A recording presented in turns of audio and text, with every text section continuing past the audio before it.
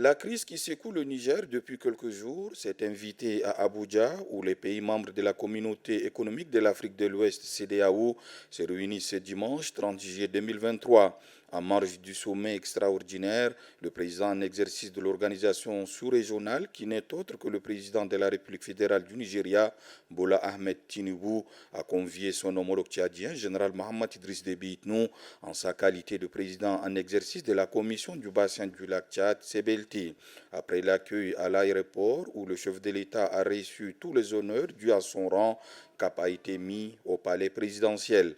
Le chef de l'État est reçu par le président nigérian avec qui il s'entretient longuement. La consultation porte sur la situation au Niger, pays appartenant aux deux ensembles, la CEDEAO et la CBLT, et voisins communs de leurs pays respectifs. Le Niger traverse une grave crise qui amène les deux présidents à examiner les voies et moyens d'aider ces pays à sortir du statu quo dans lequel ils se trouvent.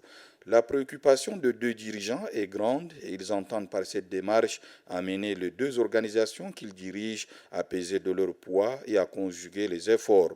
Fini la consultation au palais présidentiel, le président de la République, général Mohamed Idriss Déby Itnou, prend congé de son homologue et reprend son avion.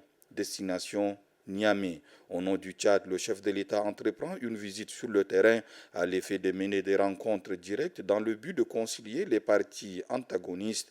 Fait marquant, le président tchadien est le seul à fouler le sol nigérien depuis le déclenchement de la crise. Une exception lui a été faite par les autorités nigériennes qui ont accepté que l'avion présidentiel tchadien puisse survoler et s'opposer malgré la fermeture de l'espace aérien. Une confiance qu'on ne peut placer qu'à un frère. C'est donc au nom de la fraternité, de la proximité et des liens forts historiques qui unissent Tchadiens et Nigériens que le chef de l'État a décidé de cette visite. À son arrivée dans la capitale nigérienne, le président de transition, général Mohamed Idriss Déby Itnou, est accueilli à l'aéroport international Diori Hamani par le général Salif Omoudi, une grande figure du Conseil national de sauvegarde de la patrie. Les deux hommes ont eu un bref échange au salon d'honneur, occasion pour ceux au cadre du CNSP de saluer la démarche tchadienne acceptée malgré le refus opposé aux autres initiatives. Puis le chef de l'État est conduit au palais présidentiel, précisément à l'état-major de la garde présidentielle, où il rencontre le général Abdourahmane Tiani, président du Conseil national de sauvegarde de la patrie. Place aux discussions axées sur les voies de sortie de crise, sans tomber dans la déchirure et la violence qui vont sans doute impacter le Tchad.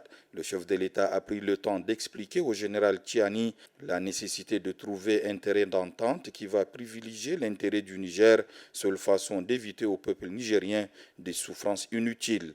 La même approche a amené le chef de l'État, général Mohamed Idriss Déby Itnou, à aller à la rencontre du président Mohamed Bazoum dans son lieu de détention. Une première apparition du président depuis le coup de force. L'image fait le tour du monde, mais le véritable enjeu est dans ce que les deux hommes se sont dit. Le président tchadien a écouté et recueilli la version de sortie de crise du président Bazoum. Il faut à tout prix éviter l'escalade, il faut se parler, insiste-t-il. Les avis de l'ancien président Mohamedou Issoufou sur le sujet ont été également recueillis par le chef de l'État qui boucle ainsi les discussions directes avec toutes les parties. Cette première mission lui a permis d'écouter, d'expliquer la vision du Tchad et d'affirmer sa disponibilité à continuer les consultations. Le contact étant établi, les avis recueillis, le chef de l'État général Mohamed Idriss Déby Itnou, dont la démarche est unanimement saluée, va certainement continuer par œuvrer pour que le Niger puisse sortir de l'une de ces graves crises institutionnelles. C'est donc une voix écoutée qui entre ainsi en scène, suscitant beaucoup d'espoir à un moment tendu.